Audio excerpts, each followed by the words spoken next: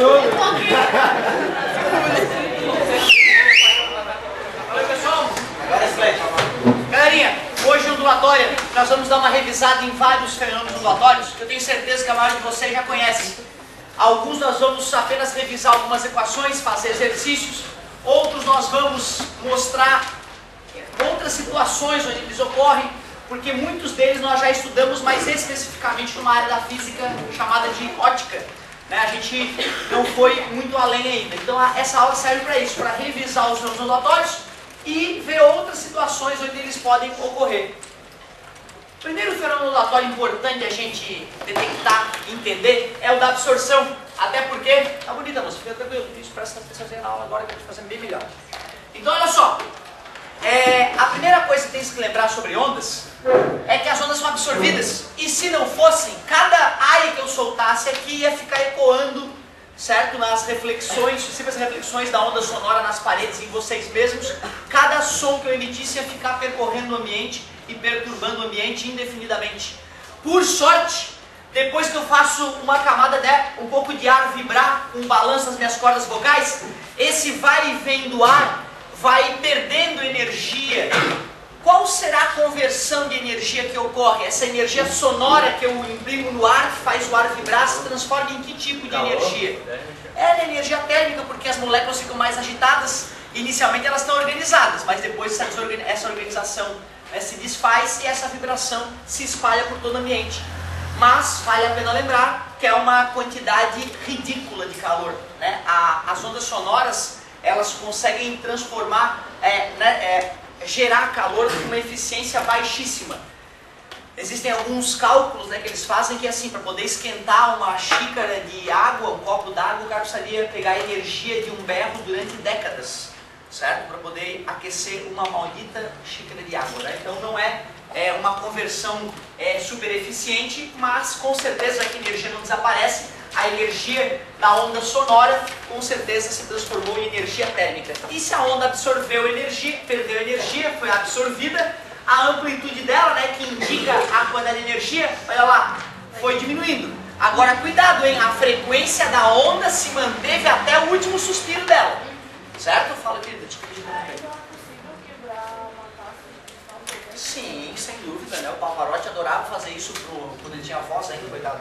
Ele adorava fazer isso para os convidados dele, lá na mansão dele, ele mandava os criados trazer taças de cristais, tem que ser de cristal, finíssimas, e ele, fazendo aquele vozeirão, ele conseguia perceber o momento em que a taça vibrava mais, e insistindo naquele tom, conseguia partir a taça, certo? Nos desenhos animados aparece a menininha, isso é mentira, tá? O som agudo não consegue quebrar, certo? Tem que ser o som grave tem mais energia, balança mais, e consegue entrar em ressonância com a taça e vai conseguir partir a taça. Isso é possível sim, certo? São poucas pessoas que têm essa capacidade notável, mas é possível. Boa colocação. Tem tudo a ver com aquela história da ressonância, do viaduto lá norte-americano que ruiu uma parte em função da frequência do terremoto ter coincidido com a frequência de vibração do viaduto. No caso, a pessoa que faz isso, ela fica observando a vibração da taça e vai regulando a frequência da voz dela para fazer a taça vibrar cada vez mais, indicando que a ressonância está cada vez maior. Ótima colocação. Então, até agora, nada demais, nós só vimos algo que a gente já sabia. As ondas são absorvidas. Porém, se for uma onda na água, é bem mais complicado absorver ela. Por isso que a gente tem notícia de um terremoto ocorrido no fundo do oceano atingir países diferentes com centenas de quilômetros de distância, certo? Então a onda, ela claro que chegou menos intensa depois de ter atravessado uma distância continental, mas ela ainda chegou, causou estragos e mortes, certo? Depende da distância que ela percorre, vai aumentando, não é? Não, para poder aumentar a energia dela, tem que vir energia de algum lugar. Certo? É mais ou menos, senão fica parecido com a ideia do Galvão Bueno. O Galvão Bueno, ele não entende nada de física. Aí ele fala umas merdas absurdas. Por exemplo, o Galvão sempre diz que quando a bola bate no piso molhado, ela ganha velocidade. Olha o tamanho da merda que ele está falando. Ele está dizendo que quando a bola bate no chão, ela ganha velocidade. Então quer dizer que se tu pegar uma bola e chutar no oceano, ela mata alguém do outro lado do mundo. Cada vez que ela quicar na água, ela ganha velocidade, não é isso? Meu Deus, ela chega do outro lado do mundo, mata alguém. Olha só a ideia absurda que o Galvão Bueno coloca na cabeça das pessoas. Vamos entender de onde é que vem essa raciocínio absurdo?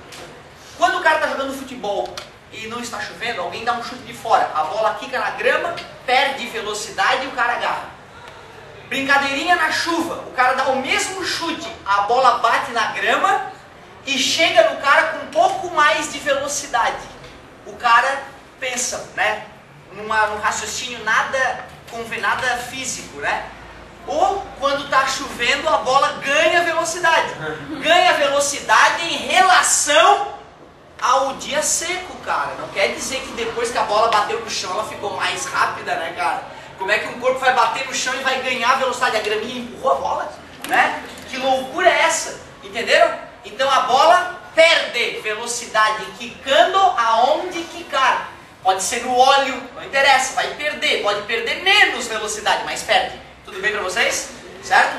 Esse é uma coisa, só um exemplo de como às vezes a falta de conhecimento físico básico pode gerar um raciocínio errado na vida da gente. Certo? Como, por exemplo, os corpos mais pesados caem mais rápido que os corpos mais leves. Que é um grande absurdo. Certo? Mesmo em 2012, tu pergunta a maioria das pessoas na rua, todo mundo vai concordar com essa afirmação, por mais absurda que ela pareça. As pessoas se esquecem que existe uma aceleração da gravidade, que determina a aceleração com que qualquer corpo cai. Certo? Independentemente da massa. Certo?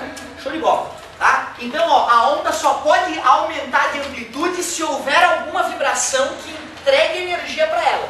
Certo? Caso contrário, ela só pode perder amplitude à medida que é absorvida. Outro exemplo interessante seria da luz, né? Como é que é essa história da absorção da luz? A luz é facilmente absorvida? Eu acho que não. Depende do tipo de material. Vocês sabem que já tiramos fotos de galáxias que estão a 13 bilhões de anos-luz da Terra, né? Quer dizer que a luz da galáxia ficou passeando 13 bilhões de anos pelo vácuo do espaço até ser captada aqui pelas lentes aqui na Terra ou nos satélites que, né, orbitam a Terra, beleza? Então a luz, ela só vai ser absorvida se tiver algum elemento, né, que faça com que ela seja absorvida. Se tiver nada na frente dela, se ela estiver no vácuo, né, mesmo o vácuo do espaço não sendo absoluto, ela consegue, né, continuar existindo por pelo menos bilhões de anos, certo? Show de bola. Reflexão. Falou em reflexão, tem que lembrar, né? Bateu, voltou. É isso que é refletir, é atingir algum obstáculo e a onda retornar ao meio de origem. Vamos primeiro supor aqui um espelho plano. Quando eu te mostrei o espelho plano, a gente tinha o raio incidente, ângulo de incidência, raio refletido por enquanto, ângulo de reflexão. Primeira lei da reflexão, o raio incidente.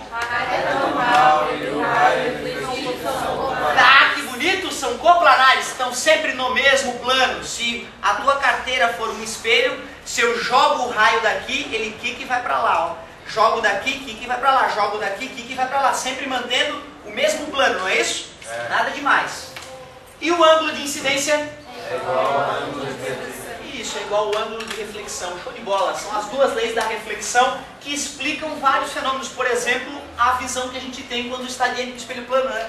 Certo? Esses dois fatos mostram por que a gente se ilude e acha que tem uma criatura igual a gente atrás do espelho, né? Certo? E se tu não vê o espelho no qual tu está enxergando a coisa, tu não consegue distinguir. Se é um espelho perfeito, estás olhando como se fosse uma janela, tu não consegue distinguir se é a realidade ou uma reflexão. Certo? Por isso que a gente chama de virtual, porque realmente virtualiza a realidade, ilude o cérebro, dando a impressão de que a luz está vindo de trás do espelho. Não, ela está vindo de outro lugar, foi apenas refletida. Mas não te esquece que o teu cérebro está sempre achando que a luz anda. Lógico, por isso que tu vai no objeto que veio de, né, tá escolhendo o objeto que veio de lá, tu estica a tua mão para lá, porque tu sabe que a luz veio de lá, o objeto está lá, certo? Beleza? E muitas pessoas já se feriram em espelhos, né? Ela vem correndo de um ângulo que ela não se enxerga no espelho, não dá tempo de parar na hora que ela se enxerga e quebra a cara no espelho, é muito comum. Assim como em portas de vidro, né, cara? Certo? Hoje tem lei que mostra que tu é obrigado a ter um adesivo bem claro no meio da porta de vidro, identificando a porta, tamanho e número de incidentes, né, que já ocorreram em pessoas atravessando a porta de vidro. Galerinha, olha só. Eu te ensinei reflexão basicamente para a luz. E essa reflexão que está ocorrendo agora do som nas paredes e em vocês mesmos, como é que nós poderíamos representar? Até porque o som é uma onda a luz era uma onda eletromagnética e como toda onda eletromagnética, transversal, certo? Mas olha só que interessante, olha como dá para representar na boa. Asdrubal grita para Jezebel, Jezebel! E aí o grito do Asdrubal vai em direção ao chão. E já que as camadas de ar vão vibrando dessa maneira, eu posso representar assim, gente, ó. Uma camada de ar comprimido, uma camada de ar descomprimido. Ar comprimido, ar descomprimido. E assim por diante. Bom, professor, como é que eu vou saber para onde é que essa onda vai ser refletida? Aí tu usa um macetezinho aqui, ó. Tu finge que essas vibrações formam um raio de onda. Não dá para fingir que tem um raio chegando ali, ó. Certo? Mas, professor, o som não é raio. Eu sei que não é raio, mas nós não estávamos usando os raios para representar a reflexão das ondas luminosas? Sim. Então vamos continuar usando essa técnica que nós adquirimos em outra área da física para usar na parte de acústica, se for o caso. Aí primeiro eu desenho o raio refletido, esse raio nem existe, hein? E depois de desenhar esse raio refletido, eu desenho os planos de vibração do som que se refletiu. Ar descomprimido, ar comprimido, ar descomprimido, ar comprimido. E assim por diante, mostrando que a ideia da reflexão não vale só para luz, que são facilmente representadas por um raio, vale para qualquer tipo de onda. E as leis continuarão funcionando. O raio de... Agora ficou um pouco mais completa as leis da reflexão, né? O raio de onda incidente, o raio de onda refratado e a reta normal são coplanares. O ângulo que o raio de onda incidente faz com a reta normal é igual ao ângulo que o raio de onda refletido faz com a reta normal. Então antes, quando eu falava raio, era só para luz. Agora que eu estou falando em raio de onda, serve até para ondas que não tem raio, porque eu posso, né, imaginar um raio representando a onda, mesmo que ela seja isso, longitudinal e nesse caso, portanto, mecânica, porque para poder ser longitudinal tem que ser mecânica, né? Nós sabemos que todas as eletromagnéticas são transversais, é isso aí, show de bola. Então nada demais, né, galera? A gente não vai precisar de uma matemática nova, a gente só tem que lembrar agora que reflexão não é só aquela da luz. Qualquer outra onda pode refletir sem problema nenhum. Infravermelho pode refletir, claro. Ondas de rádio podem refletir sem problema nenhum, refletem na tua antena parabólica o tempo inteiro, né? Certo? Então, ó, a antena parabólica não parece um espelho esférico? E adivinha onde é que está o receptor da antena? Bem no foco, porque os raios que chegam paralelos saem pelo foco. Esses raios chegam paralelos lá do satélite da órbita da Terra. Bate naquela telinha toda furada, né, da parabólica. Hoje eles usam fibra também, né? Eles viram que a fibra reflete bem também. Vamos usar a fibra que é mais barata, certo? E aí então todos os raios chegam bem no receptorzinho, ó. Aí tu consegue uma grande qualidade de sinal vindo do satélite que está lá centenas de quilômetros de altura, né? Muito bom.